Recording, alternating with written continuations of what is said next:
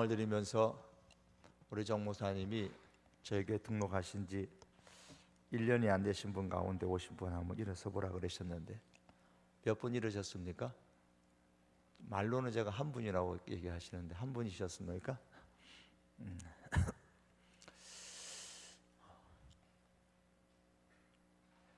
우리 인도해 오신 분들이 처음 신앙생활 하면서 우리 주일뿐만이 아니고 이 금요일날도 나오셔서 기도의 맛을 알고 하나님의 능력을 좀 많이 경험했으면 좋겠다라는 그런 생각을 다시 한번 해봤습니다. 에베소서 5장 8절에서 14절의 말씀을 오늘과 다음 주에 두 번에 걸쳐서 제가 말씀을 강론하기를 원합니다. 신앙은 크게 두 가지로 정리를 해볼 수 있습니다. 하나는 무엇을 믿어야 할 것인가, 하나는 어떻게 살아야 할 것인가, 두 가지 문제로 집약을 할 수가 있습니다. 물론 무엇이 우선인가, 무엇을 믿어야 할 것인가가 우선이죠. 무엇을 믿어야 할 것인가, 삼위 하나님을 믿고 그 하나님께서 베풀어 주셨던 그 놀라운 은혜, 그것을 통하여서 우리가 믿습니다. 무엇을 믿을 것인가 대단히 중요한 겁니다. 이 무엇을 믿을 것인가, 이것은 이제 방향을 가르쳐 주는 것이죠. 하지만 무엇을 믿고 있는가에 대한 진위 여부를 증명하는 데는 반드시 어떻게 살아야 할 것인가의 문제가 나올 수밖에 없습니다.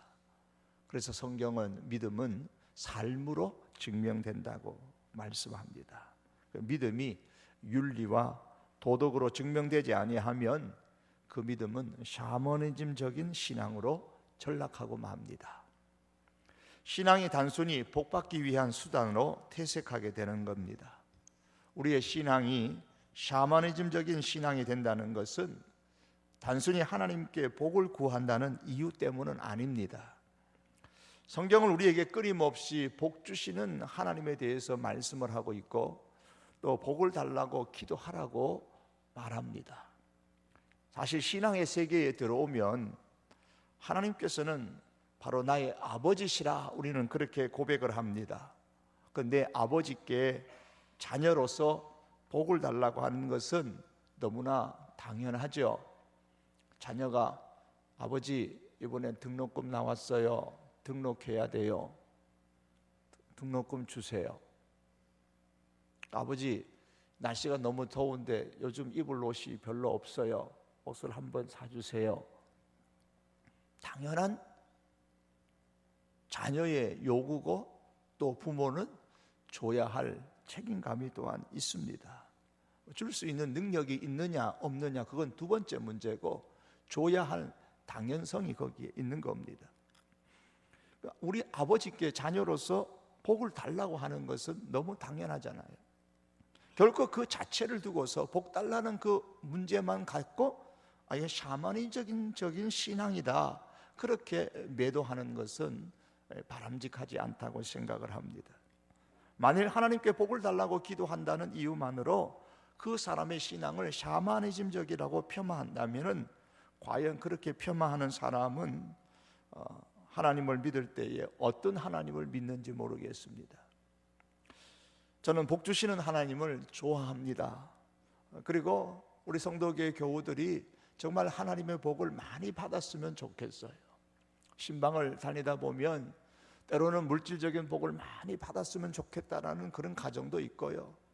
또 어떤 가정은 그 외에도 건강이라든지 다른 여러 가지 상황에서 하나님의 복이 이 가정에 정말 많이 임했으면 좋겠다는 그런 안타까운 마음을 가질 때가 많습니다. 하나님이 오죽도 하시지 않겠습니까? 저는 그렇게 복 주시는 하나님을 좋습니다. 그런데 우리가 성경을 읽으면서 놓치지 말아야 할 다른 한 부분이 있습니다. 그러니까 하나님은 복 주시는 하나님이실 뿐만 아니라 지극히 윤리적인 도덕적인 하나님이십니다. 따라서 복을 달라고 기도하는 것만큼 윤리적인 도덕적인 삶을 살아야 합니다. 복 주시는 하나님을 믿음과 동시에 또한 도덕적인 하나님을 믿는다면 복을 달라고 하면서 또 한편으로는 우리가 윤리, 기독교의 윤리, 기독교의 도덕, 신앙의 그 윤리적인 삶을 살아야 합니다.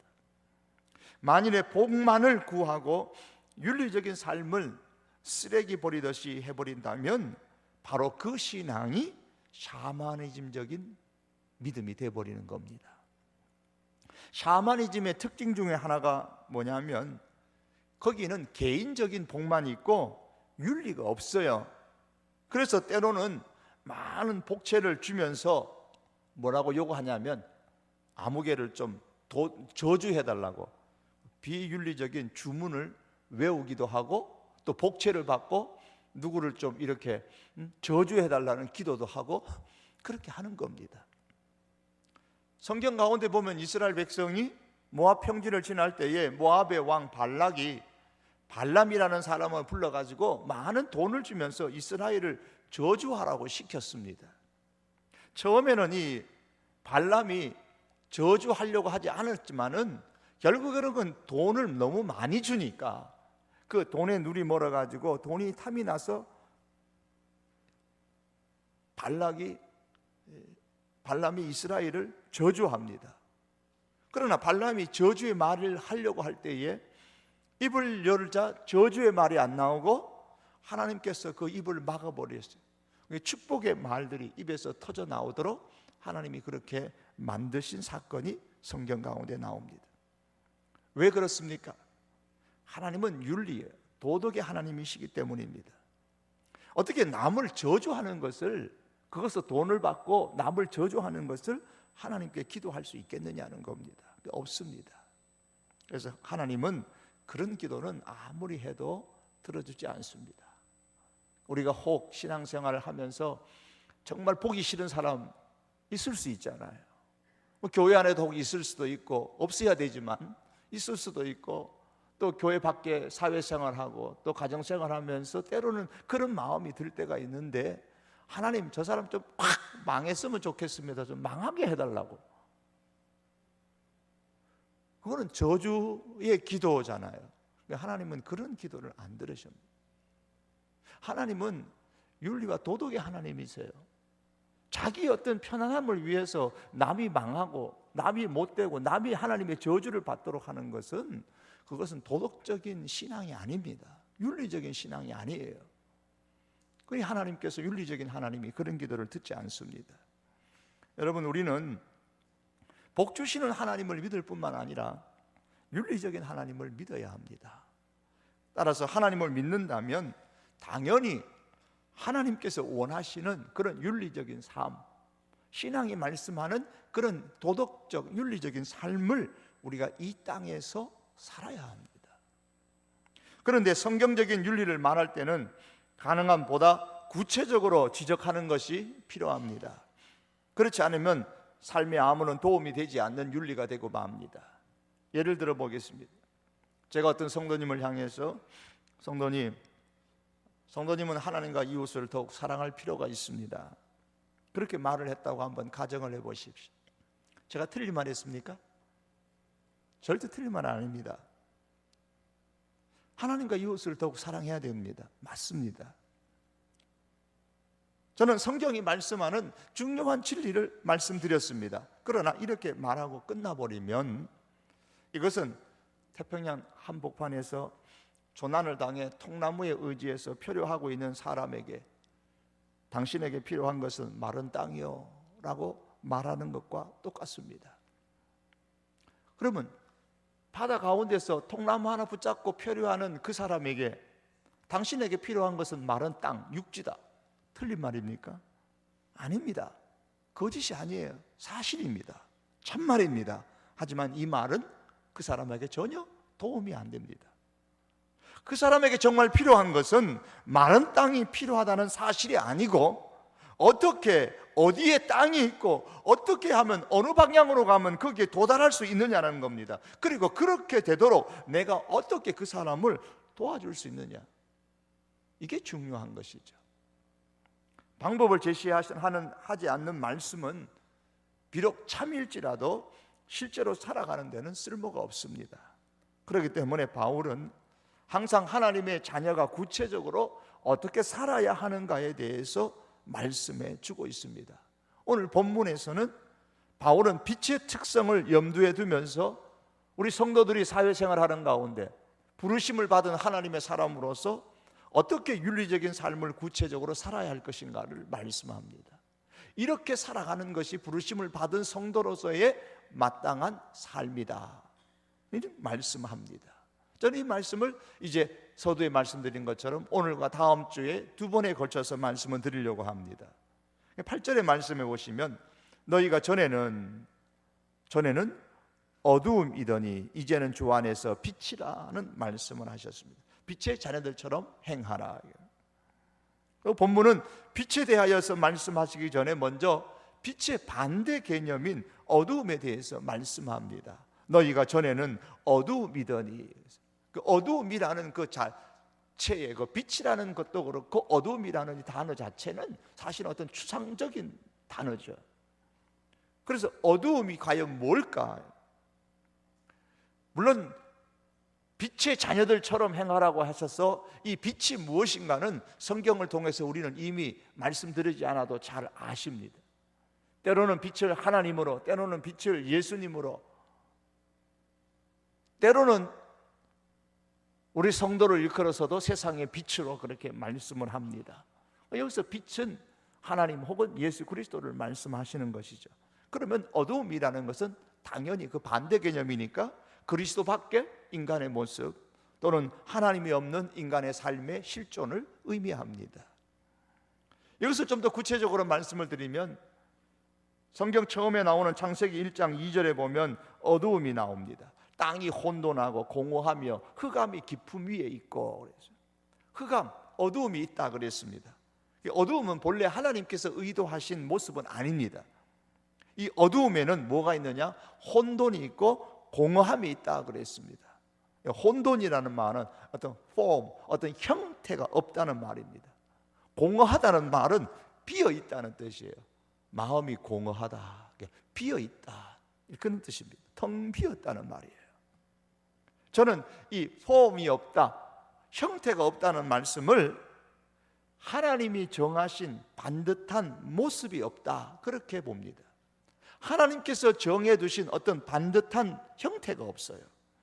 그러다 보니까 어떻습니까? 자기 멋대로입니다. 하나님이 정해놓은 어떠한 기준, 어떤 내 몸은 네모, 세 몸은 세모, 동그란 거면 동그란 거, 어떤 형태가 없어요. 어떤 기준이 없고 표준이 없습니다. 그러니까 자기 멋대로 합니다. 이것이 혼돈입니다. 자기 멋대로 하는 인생은 혼돈의 인생입니다. 또한 공허하다, 이 말, 비어있다, 이 말씀은 하나님이 비어있다 혹은 하나님의 말씀이 비어있다라는 것으로 봅니다. 따라서 어두움에 혼돈과 공허함이 있다는 말씀은 하나님께서 정하신 반듯한 모습이었고 하나님이 비어있고 하나님의 말씀이 비어있는 상태, 그게 바로 어두움입니다. 인생이 그렇습니다. 인생 가운데, 내 인생 가운데 하나님이 정하신 어떤 기준, 하나님이 정하신 어떤 형태, 어떤 모습이었고 제 멋대로면, 내 멋대로면 혼돈스럽습니다. 인생이 혼돈스럽습니다.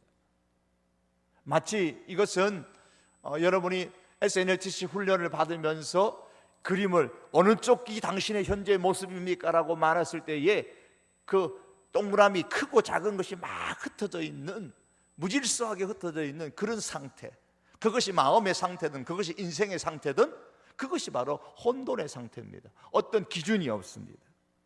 혼란스럽습니다. 인생 가운데 하나님이 안 계시고 하나님의 말씀이 비어 있으면 공허합니다. 허망합니다. 태초에 땅이 혼돈하고 공허하였듯이 인생이 혼돈하고 공허합니다. 이것이 바로 어두운 가운데 있는 인간의 실존의 모습입니다. 그렇기 때문에 성경은 말씀합니다. 너희가 전에는, 에베소 교회 성도들, 너희가 이전에는, 전에 그리스도를 믿기 이전에는 1장에서부터 3장까지 말씀했던 그 쭉 내용들, 그리스도의 십자가의 사건을 믿기 이전에는 너희가 어두움이었다, 그 말씀입니다. 하나님이 정하신 어떤 반듯한 모습도 없고 하나님과 그 말씀이 비어있는 어두움의 상태가 바로 너희들이었다라고 말씀합니다. 그런데 그 어두움이 너희가 어두움이었다. 어두움이 너희 안에 가득하다는 말입니다. 내 안에 어떤 빛이 조금이라도 있으면 어두움은 빛의 정도에 따라서 물러갑니다. 자연스럽게 물러갑니다. 그런데 너희가 어두움이라는 말은 그 안에 빛이 하나도 없다는 겁니다. 어두움이 내 안에 있다는 말은 어두움이 내 안에 가득하다는 말과 같은 뜻입니다.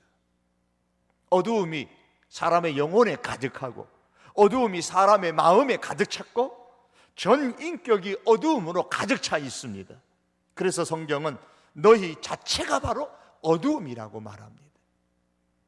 사랑하는 성도 여러분, 에베소 교회 성도들의 과거의 이전의 모습이 그랬습니다. 우리도 역시 예외가 아닙니다. 예수님을 믿기 이전에 우리 속에는 어두움이 가득 찼었습니다. 하나님께서 정해 놓으신 어떤 반듯한 그 어떤 모습도 우리 안에 없었습니다. 우리의 마음과 우리의 영혼에는 하나님이 텅 비어 있었습니다. 하나님의 말씀이 텅 비어 있는 상태였습니다. 이것이 모두 우리들의 실상이었습니다. 이 실상에 대해서 바울은 이미 에베소서 2장에서도 3장에서도 설명을 했습니다. 이전엔 그때에는 세상 풍속을 쫓고 공승의 권세 잡은 자 마귀를 쫓고 본질상 진노의 자녀로서 육체의 욕심을 따라 지냈고 3장으로 넘어가면 거기에서는 그리스도 밖의 사람이고 하나님에 대해서는 소망도 없는 그런 존재, 어두움 상태의 우리 인간의 모습입니다. 바로 나의 모습입니다. 구태여 우리가 과거의 모습을 조사해 볼 필요는 없지만은 조사해 보면 다 나옵니다. 정치인들도 조사해 보면 다 나오잖아요. 들어갈 때는 절대 아니다고, 절대 그런 일 없다고, 그렇다고 조사 다 받고 나올 때는 고개 푹 숙이고 국민에게 죄송합니다. 다 드러납니다. 조사하면 다 드러납니다. 본질상 하나님의 진노의 자녀, 하나님에 대해서 전혀 소망이 없는 사람이었습니다. 바울이 지금 이것을 계속해서 얘기하는 겁니다. 이 문제에 대해서 내가 철저하게 깨달아야만 지금 현재의 내 모습에 대해서 우리가 감격하고 감사하고, 그래야 우리가 빛의 자녀들처럼 신나게 힘있게 살 수가 있기 때문에 바울은 이전의 모습을 계속해서 이렇게 강조하고 있는 겁니다. 그러나 이제는 다르다고 말합니다. 8절 하반절 말씀에 그러나 이제는 주 안에서 빛이라, 빛의 자녀들처럼 행하라. 우리를 일컬어서 빛이라고 말씀을 합니다. 주님 안에서 빛이라. 그렇습니다. 성도인 우리가 전에는 어두움이었지만 이제는 빛입니다. 어두움이 하나님이 정하신 반듯한 모습도 없고 하나님과 하나님의 말씀이 그 속에 비어 있는 모습이라면, 상태라면, 반대로 빛은 그러면 어떤 상태겠습니까?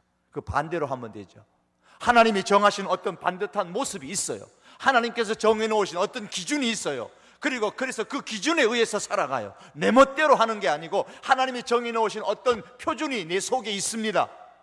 그래서 그것을 기준으로 해서 살아갑니다. 윤리적인 삶을 삽니다. 하나님과 하나님의 말씀이 내 속에 비어 있는 것이 아니라 하나님과 하나님의 말씀이 내 속에 들어와 있는 상태에 있습니다. 그래서 내가 움직이는 것이 내 멋대로 움직이는 것이 아니라 하나님의 뜻과 하나님의 말씀에 따라서 움직입니다. 그래서 윤리적인 삶을 사는 겁니다. 그런데 어떻게 전에는 하나님이 없었는데 이제는 하나님이 있고, 전에는 하나님의 정하신 어떤 반듯한 모습도 없었는데 지금은 있을 수 있게 되었습니까? 이것을 설명하기 위해서 우리는 다른 로마서나 갈라디아서나 또 에베소서 앞에 말씀에서 어떻게 그렇게 되었냐는 너무나 쉬운 문제입니다. 잘 압니다. 그러나 오늘 본문 말씀 속에서 다시 한번 본다면 바울은 8절 말씀에서 우리를 이끌어서 주 안에서 빛이라고 했습니다. 빛은 빛인데 주님 안에 있는 빛이라고 말씀했습니다. 단서를 거기에 붙여 놓았습니다. 요한복음 1장 5절의 말씀에 하면 예수님은 빛이십니다. 빛이신 예수님 안에 있는 사람은 다 빛입니다. 이치적으로 생각하면 빛 안에는 어두움이 들어올 수가 없습니다. 절대로 일어날 수 없는 일입니다. 제가 부교육자 시절에 청년들을 데리고 밤에 산기도를 참 많이 갔었습니다. 특별히 그 신학교를 다닐 전도사 시절에 청년들 데리고 산기도를 참 많이 갔었는데, 산기도 갈 때마다 꼭 챙기라고 한 것이 있는데, 그게 뭐냐면 손전등입니다. 손전등. 그래서 산에 가면은 우리는 이제 전교인이 기도에 가면 우리가 예배당 안에서 하잖아요. 낮에 예배당 안에서 하는데, 산에 가서 기도할 때는 밤에 보통 이제 갑니다. 밤에 한 10시쯤 가면 새벽에 한 4시나 좀 되면 이렇게 내려오는데, 예배당 안에 들어가지 않고 항상 이 산에 밖에서 이렇게 기도를 했습니다. 손전등이 꼭 필요합니다. 산길에 넘어지기가 쉽고 위험하기 때문에 늘 가던 길이라서 익숙하지만 그래도 꼭 손전등을 가져오라고 했습니다. 이 손전등을 이렇게 켜면 어둠이 이렇게 물러갑니다. 어둠이 물러갑니다. 절대로 이 손전등에 이 빛이 있는 그 안쪽으로는 어둠이 들어올 수가 없습니다. 켜면 물러납니다.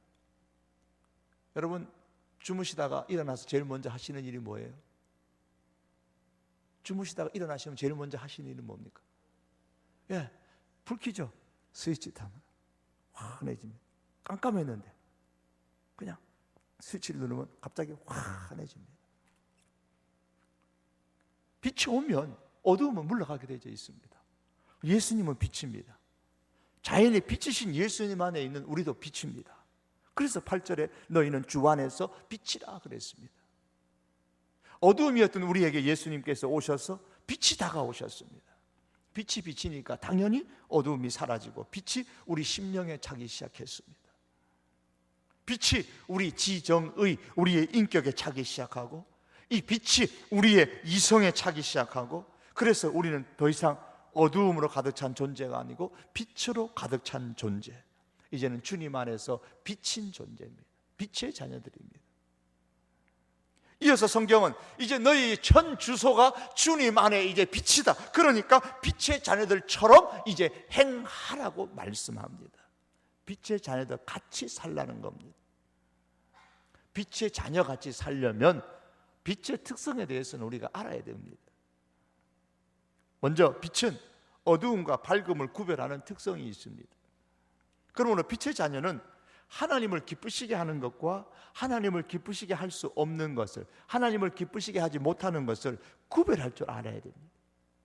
이걸 하면 하나님이 기뻐하시고 이건 하나님이 기뻐하지 않는다는 이 분명한 판단의 기준이 있어야 됩니다. 제가 어두움은 하나님이 비어있는 상태고 하나님이 정하신 반듯한 모습이 없는 상태라고 말씀했습니다. 그러므로 어두움은 하나님을 기쁘시게 할 수가 없습니다. 반면에 빛은 하나님을 기쁘시게 하는 모습입니다. 빛이 어두움과 밝음을 구별하는 것처럼 빛의 자녀는 하나님을 기쁘시게 하는 것과 하나님을 기쁘시게 할 수 없는 것을 구별할 줄 압니다. 어두움에 있을 때는 이걸 전혀 몰랐습니다. 10절의 말씀해 보시면 주를 기쁘시게 할 것이 무엇인가 시험하여 보라 그랬습니다. 빛의 자녀인 우리 성도는 우리의 모든 행동과 그 행동의 동기가 과연 하나님을 기쁘시게 하는 것인가 아닌가를 테스트해 봐야 됩니다. 조목조목 따지고 찾아봐야 됩니다. 창세기 6장에 보면 노아 시대의 상황에 대한 기록이 나오는데 거기 이런 말씀이 나옵니다. 하나님의 아들들이 사람의 딸들의 아름다움을 보고 자기들의 좋아하는 모든 자로 아내를 삼는지라. 자기가 좋아하는 대로 아내를 삼았다 그랬습니다. 왜? 그 안에 하나님의 모습이 없고 그 안에 하나님의 말씀이 없고 하나님의 기준의 어떤 형태가 없어요. 거의 자기들이 좋아하는 대로 하는 겁니다. 여러분, 연애도 내 좋아하는 대로 하는 게 아니에요. 하나님이 좋아하시는 그 기준에 의해서, 하나님의 그 말씀의 기준에 의해서 연애를 하는 겁니다. 노아 시대의 사람들의 특징이 자기들이 좋아하는 대로 하다가 심판을 받았습니다. 바울은 로마서 처음에서 인간의 죄성을 지적을 하면서 이렇게 표현했습니다. 그러므로 하나님께서 저희를 마음의 정욕대로 더러움에 내어 버려두사, 그 마음의 정력도로 내버려 두었다 그랬습니다. 또한 하나님께서 저희를 부끄러운 욕심에 내어버려 두었다 그랬습니다. 부끄러운 욕심에 내버려 두었습니다.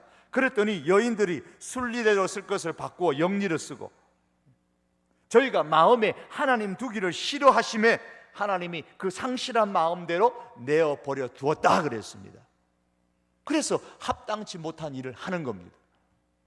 동성연애는 여기 나오는 로마서 말씀에 나오는데, 이것은 자기들이 좋아하는 대로 이끌리는 거지 결코 이건 질병이 아닙니다. 우리나라에서 동성연애 문제가 일어나기 훨씬 이전에 영국에 있으면서도 동성연애가 굉장히 만연되어져 있어서, 우리는 지금은 좀 그래요. 친구하고 이렇게 손잡고 가면 자들 동성연애 하나? 남자친구하고 손잡고 가도 이렇게 생각할 뭐 그런 시대가 우리나라도 지금 오는데, 그 영국에서 있을 때도 그랬단 말이에요. 남자끼리 이렇게 반갑다고 안아주려고 하면 그것도 좀 위험해요. 손잡고 이렇게 하는 것도 힘들어요. 그 사회 속에서도 동성연애가 질병이냐 아니냐 논란이 많았습니다. 동성연애는 질병이 아닙니다. 자기가 좋아하는 대로 이끌리는 겁니다. 그 마음에 하나님 두기를 싫어하고, 그 마음에 부끄러운 욕심이 가득 차고, 마음의 정욕이 가득 차서 하나님이 그냥 그대로 내버려 두시는 그런 형태로 나타나는 겁니다. 이 말씀을 종합하면 바울 시대의 세상 사람들은 그 마음에 하나님 두기를 싫어했습니다. 그 대신에 자기 마음의 욕심과 정욕대로 이끌리는 대로 자기 좋은 대로 행동했습니다. 이게 바울 당시 로마 시대의 모습입니다. 노아 시대든 바울 시대든 오늘 이 시대든 어두움에 있는 사람들은 자기들이 좋아하는 대로 자기 마음의 욕심과 정욕에 따라서, 자기 속에 가득 차 있는 그 욕심, 그 정욕에 따라서 행동하면서 살아갑니다. 그러나 빛의 자녀의 특징은 자신의 계획과 자신의 행동과 그 행동의 동기를 분명한 하나의 기준에 항상 맞춰서 합니다. 왜? 그 안에 기준이 들어와 있기 때문에 그렇습니다. 하나님을 기쁘시게 하는 것인가? 하나님을 기쁘시게 하는 것인가? 이 질문을 먼저 합니다. 이것 가지고 여러분 삶 속에 현재 일어나고 있는 일들을 한번 거기에 테스트 한번 해보십시오. 최근에 어떤 계획을 세우고 계십니까? 그 계획으로 인해서 경제적으로 많은 유익이 있을 것이라고 기대를 하고 들떠 있습니까? 혹시 그 계획이 하나님을 기쁘시게 할 것인지 아닌지를 한번 테스트를 해보셨습니까? 최근에 어떤 집안에 어떤 물건을 하나 들어놓을 일이 있다고 생각을 합시다. 이 물건이 우리 집에 정말 필요할 수도 있고 안 필요할 수도 있겠지만, 그러나 먼저 필요하냐 안 필요하냐를 떠나서 하나님이 어떻게 생각하실까? 하나님이 기뻐하실까? 아닐까? 그걸 먼저 생각해 봤느냐는 겁니다.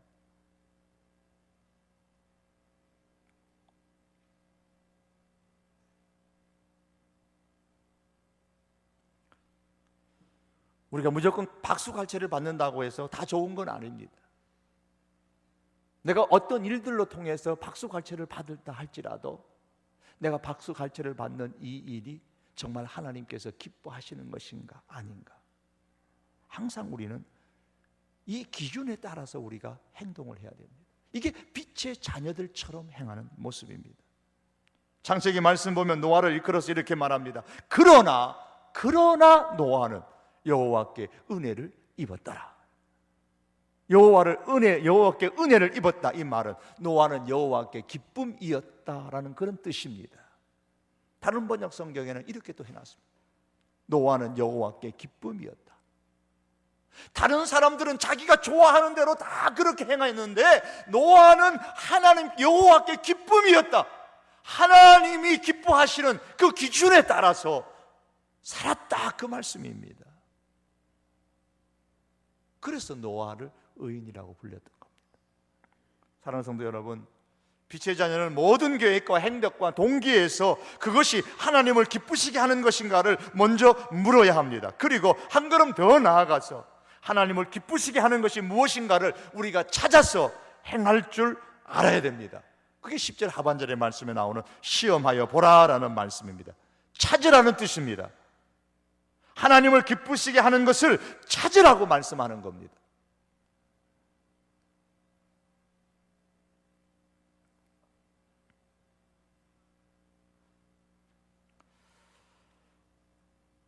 일제 당시에 평택 성결교회 한 성도가 있었는데 사업상 수원을 오가면서 그 당시에 유명했던 그 이성복 목사님의 설교에 감동을 은혜를 많이 받았던 성도님이 한 분 계셨습니다. 이분이 당시 7개의 금은방을 운영하고 있었는데 이성복 목사님의 말씀에 은혜를 많이 받고서 43살의 나이로 신학교에 들어가서 49살의 목사가 됐습니다. 여러 지역교회에 파송을 받아서 목회를 하던 중에 신사참배를 반대한다는 이유로 1943년 5월 달에 철원 경찰서에 수감되고 고문을 당하다가 생명을 비틀었게 되었을 때 석방되었습니다. 석방된 지 일주일 만에 소천을 했습니다. 돌아가셨어요. 이 박봉진 목사였는데 순교했다는 소식을 들었던 이성복 목사가 이 박봉진 목사를 일컬어서 가시밭에 백합화로 비유해서 여러분이 참 애송했던, 저도 좋아하고 있는 그 곡을 지었습니다. 동남풍아 불어라 서북풍아 불어라 가시밭에 백합화 예수의 향기 날리리. 그 가사의 마지막에 이런 게 나오죠. 천지 지으신 우리 여호와 나를 사랑하시니 나의 하나님 한 분만으로 나는 만족하겠네. 사랑하는 성도 여러분, 우리가 빛의 자녀로 살기를 원하십니까? 우리의 계획과 우리의 행동과 그 동기가 과연 하나님을 기쁘시게 하는 것인지를 항상 물어보고 마음에 평안이 있을 때에 그때 우리가 실천해야 합니다. 왜? 나는 하나님 한 분만으로 만족합니다. 하나님께서 오케이 하면 나도 오케이. 하나님께서 좋다 그러면 나도 좋고, 하나님이 싫다 그러면 나도 싫습니다. 하나님 한 분만으로 만족하겠다. 동남풍아 불어라 서북풍아 불어라 가시밭에 백합화, 가시 속에 있는 백합화 같을지라도 하나님이 좋다 그러면 예 좋습니다. 하나님이 싫다 그러면 야 나도 싫습니다. 하나님이 정말 기뻐하시는가 기뻐하지 않는가, 이게 빛의 자녀로 살아가는 하나의 기준입니다. 정말 하나님을 기쁘시게 하시기를 원한다면 하나님을 기뻐하는 사람이 되십시오. 하나님으로 만족하는 그런 신앙이 될 수 있기를 바랍니다. 우리가 하나님으로 만족할 때에, 우리가 하나님을 기뻐할 때에 하나님께서는 우리를 최고로 여기시고 하나님은 우리를 통해서 정말로 기뻐하실 것입니다. 그럴 때 우리가 빛의 자녀들처럼 살아갈 수 있습니다. 오늘 주 안에서 너희가 빛이다. 빛의 자녀들처럼 행하라. 어떻게 행할 것인가? 하나님께서 기뻐하시는 것이 무엇인가를 찾아가면서 하나님이 기뻐하시는 그 일을 기준으로 삼아서 우리 사회생활하고 가정생활하고 우리의 삶을 살아갈 수 있는 저와 여러분들이 될 수 있기를 주님의 이름으로 축복합니다. 기도하시겠습니다. 한번 이 시간 우리 함께 기도하십시다. 하나님, 내 마음에 기준이 있게 해주십시오. 세상이 말하는 어떤 가치의 기준이 아니고 하나님께서 내 마음속에 계셔서 주신 그 기준, 하나님과 하나님의 말씀이 내 안에 들어오셔서 주신 그 기준, 그 기준에 의해서 정말 신앙의 윤리적인 삶, 도덕적인 삶을 살 수 있게 해주십시오. 하나님께서 기뻐하시는 그 기준, 정말 세상이 말하는 그런 윤리와 세상이 말하는 그런 기준이 아니라 그보다 더 한층 더 넘어서서 하나님께서 원하시는 기쁨의 그 기준에 따라서 주님 우리가 살 수 있게 해 주십시오. 하나님, 하나님께서 좋으시면 저도 좋습니다. 하나님께서 싫으시면 저도 싫습니다. 하나님, 이 기준에 의해서 우리가 살아갈 수 있게 해 주십시오. 그러한 내 신앙이 될 수 있도록, 그러한 우리 성도 교회의 신앙이 될 수 있도록 우리 다 같이 말씀을 기억하면서 한번 기도하시겠습니다. 다 같이 기도하시겠습니다. 사랑하는 우리 하나님 아버지여, 이 시간 우리 하나님 아버지 앞에 간절히 원하옵고 기도합니다. 하나님 아버지, 주 안에서 너희는 빛이라. 지혜 자녀들처럼 행하라고 말씀을 하셨습니다. 여호와 하나님 아버지, 과연 하나님께서 기뻐하시는가를 테스트해 보라고, 시험해 보라고 말씀하셨습니다. 하나님께서 기뻐하시는 것이 무엇인가를 찾아보라고 말씀하셨습니다. 진정 하나님께서 기뻐하시는 것을 찾으며 하나님께서 기뻐하시는 그 일들을 하나님의 우리가 기준으로 삼아서 행할 수 있는 저희들의 삶이 되기를 주여 간절히 원하옵고 기도하옵나이다. 내게 어떤 이득이 있을 것인가, 내게 어떤 손해가 있을 것인가, 이것을 생각하기 이전에 먼저 하나님이 기뻐하실 것인가, 하나님이 싫어하실 것인가, 하나님 이것을 먼저 생각할 수 있게 하여 주시기를 주여 간절히 원하옵고 아버지 앞에 기도합니다. 하나님이 기뻐하시면 나도 좋습니다. 하나님이 싫어하시면 나도 싫습니다. 하나님 한 분만으로 만족하는 신앙을 가지고 우리가 살아갈 수 있도록 주여 은혜를 베풀어 주시옵기를 간절히 원하옵고 아버지 앞에 기도합니다. 우리 사랑하는 성도교회가 주여 이런 하나님께서 기뻐하시는 일을 행할 수 있는 교회가 되게 하여 주시옵시고, 하나님께서 기뻐하지 않는 것은 어떤 경우에라도 아버지 하나님이여 우리 가운데서 다 벗어버리고 던져버리고 하나님이 좋아하시고 하나님이 기뻐하시는 것을 찾아 행할 수 있는 우리 성도교회가 될 수 있도록 하나님 아버지 간절히 원하옵고 우리 하나님 아버지 앞에 기도합니다. 그래야 아버지 마지막 이 시대에 우리 하나님 앞에 쓰임받는 우리 성도교회가 되고 우리 모든 성도교회 성도들이 될 수 있도록 주여 은혜를 베풀어 주시기를 간절히 원하옵고 아버지 앞에 기도하옵나이다. 주님 앞에 간절히 원하오며 살아계신 예수님의 이름으로 기도합니다. 아멘. 우리 계속해서 기도합니다.